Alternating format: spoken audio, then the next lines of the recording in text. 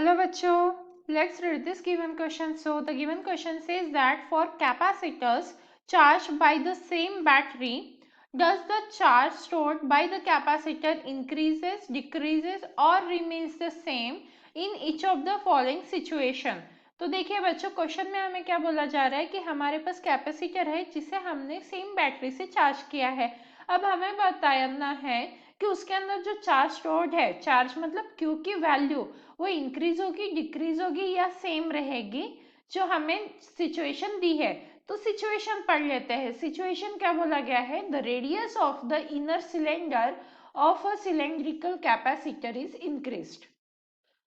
तो यहाँ पे क्वेश्चन में हमें क्या सिचुएशन दी है कि मान लीजिए हमारे पास सिलेंड्रिकल कैपेसिटर है और उसकी इनर रेडियस को हमने बढ़ा दिया है, जो इनर रेडियस है, तो फिर इसका जो चार्ज है वो इंक्रीज होगा, डिक्रीज होगा या सेम रहेगा, ये हमसे पूछा है। तो इस क्वेश्चन को सॉल्व करने के लिए हमारा की कंसेप्ट क्या रहेगा? की concept to solve this question is, सबसे पहले चार्ज का फॉर्मूला देखते हैं। चार्ज का फॉर्मूला क्या होता है? Q is equals to CV। तो C क्या है? कैपेसिटेंस है।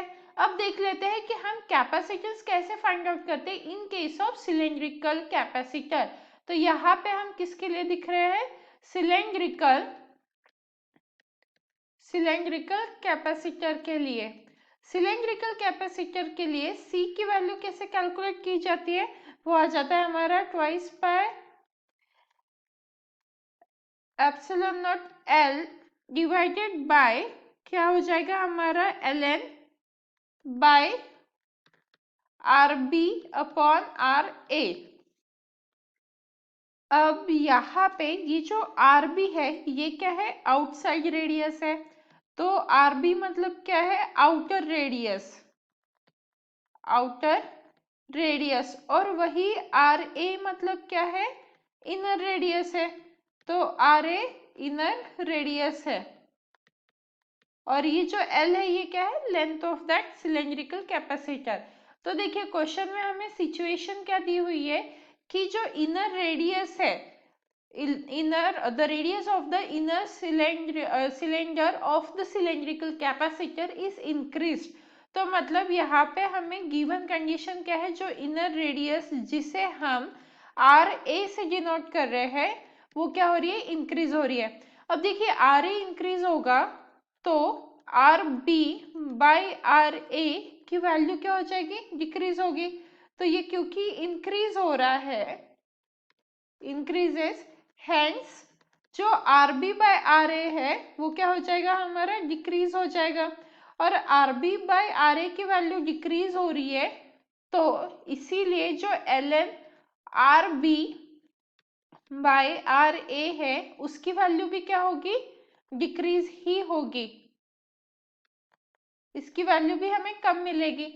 और हम देख सकते हैं जो C है और ये जो ln RB बाय RA है ये इनवर्सली प्रोपोर्शनल है इफ अगर हम लेंथ को भी कांस्टेंट कंसीडर कर लेते हैं। मान लीजिए सिर्फ रेडियस बढ़ रही है, लेंथ कांस्टेंट रह रहा है, तो ये इनवर्स रिलेशन शो कर रहा है। मतलब if ln RB by RA decrease होगा तो C की वैल्यू क्या होगी? इंक्रीज होगी।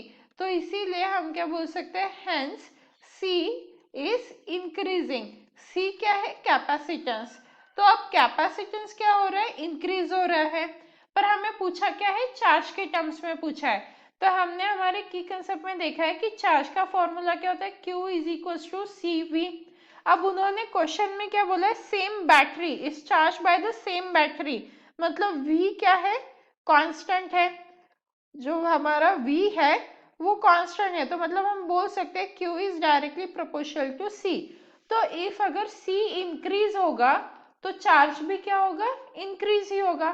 तो क्योंकि हमें क्वेश्चन में पूछा था does the charge stored by the capacitor increase, decrease और रिमेन्स द सेम, तो हमारा आंसर क्या आ जाएगा? यहाँ पे इंक्रीज आ जाएगा। जो चार्ज है वो क्या हो रहा है? इंक्रीज हो रहा है। And hence the final answer, that is if we increase the inner radius of the cylindrical capacitor, the charge is also increases.